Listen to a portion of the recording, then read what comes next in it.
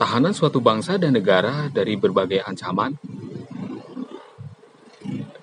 Raja jalanan lewat, bos.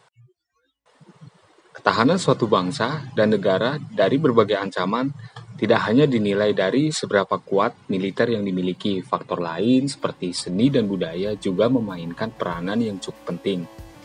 Salah satu dari bagian seni budaya yang menarik untuk dibahas adalah bela diri atau seni bela diri. Seni bela diri merupakan salah satu bagian dari identitas suatu bangsa yang membedakan dengan ciri khas bangsa yang lain. Contohnya, di film-film, seorang penonton bisa mengetahui asal-usul suku bangsa dari peran yang dimainkan oleh sang aktor berdasarkan dari gerakan bela diri yang digunakan.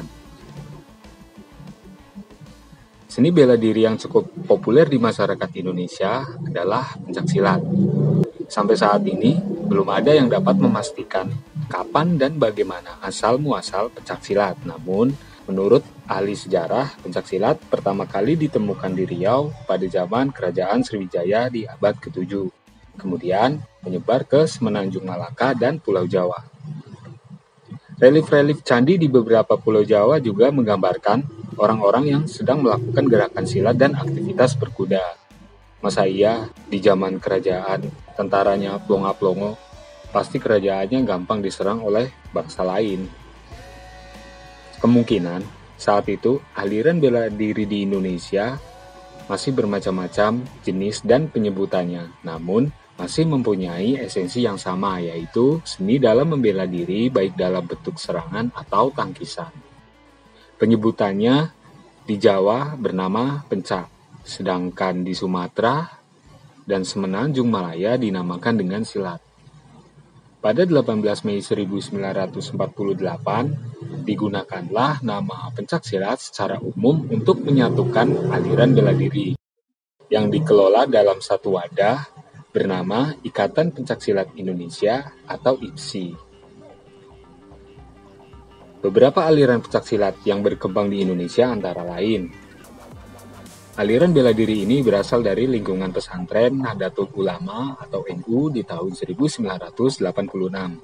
Nama Pagar Nusa merupakan singkatan dari NU dan Bangsa.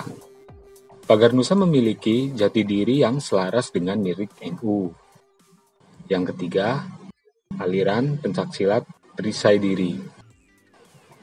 Perisai Diri didirikan 2 Juli 1955 di Surabaya oleh R.M. Subandiman Dirjoatmojo, seorang putra bangsawan Keraton Pakualam. Teknik dalam silat ini mengandung lebih dari 156 aliran silat dari berbagai daerah di Indonesia. Aliran-aliran tersebut juga ditambah dengan aliran Shaolin dari Cina yang sebelumnya dipelajari oleh pendirinya. Yang keempat, silat merpati putih. Merpati putih awalnya diajarkan khusus kepada Komando Pasukan Khusus atau Kopassus di tubuh TNI. Namun, jenis pencaksilat ini terus berkembang dan banyak dipelajari oleh masyarakat Indonesia. Yang kelima, silat tapak suci. Tapak suci adalah bela diri yang berada di bawah naungan Muhammadiyah. Tapak suci merupakan organisasi otonom Perserikatan Muhammadiyah yang berdasarkan akidah Islam. Silat ini mirip dengan silat Pagar Nusa, seperti halnya Pagar Nusa yang dimiliki oleh NU, sedangkan silat tapak suci dimiliki oleh Muhammadiyah. Yang keenam, pencaksilat Cimande. Pencaksilat Cimande adalah bela diri yang berkembang dari kampung Cimande, Caringin, Kabupaten Bogor. Pencaksilat ini dipercaya dikembangkan oleh sosok yang bernama Abah Kaher.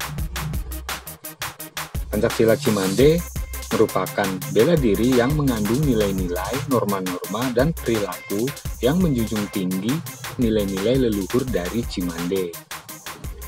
Yang ketujuh, silat Minangkabau atau silat Minangkabau. Silat Minangkabau merupakan seni bela diri yang dimiliki oleh masyarakat Minangkabau, Sumatera Barat, yang diwariskan secara turun-menurun dari generasi ke generasi. Pendiri dari silat ini bernama Datuk Suri Dirajo, diperkirakan berdiri pada tahun 1119 Masehi di daerah Pariangan, Padang Panjang, Sumatera Barat. Keterampilan silat ini biasanya diturunkan kepada para pemudanya yang ingin pergi merantau di masa lalu. Hal ini seperti digambarkan dalam film Merantau. Secara garis besar, silat Minang memiliki beberapa aliran seperti silat Tuo, silat Sitaralak, silat Lintau, silat Lancua, silat Kumango, silat Harimau, dan lain-lain. Lebih detailnya searching sendiri ya bos. Yang ke-8, silat Sebeni. Silat Sebeni adalah aliran silat khas Betawi. Aliran silat ini diciptakan oleh Haji Sebeni bin Canam ketika Indonesia masih berada pada masa penjajahan Belanda. Aliran silat ini awalnya dikembangkan di daerah Tanah Abang, Jakarta Pusat. Aliran silat ini masih eksis sampai sekarang. Itulah beberapa aliran seni bela diri yang berkembang di Nusantara. Admin tidak menjelaskan secara detail gerakan-gerakannya, tetapi hanya membahas sedikit bagian sejarahnya saja. Masih sangat dimungkinkan banyak aliran bela diri di Nusantara dari daerah lain yang belum disebutkan. Pastinya tidak kalah menarik dari bahasan yang sudah admin bahas, mengingat keanekaragaman budaya Nusantara yang belum terekspos secara umum.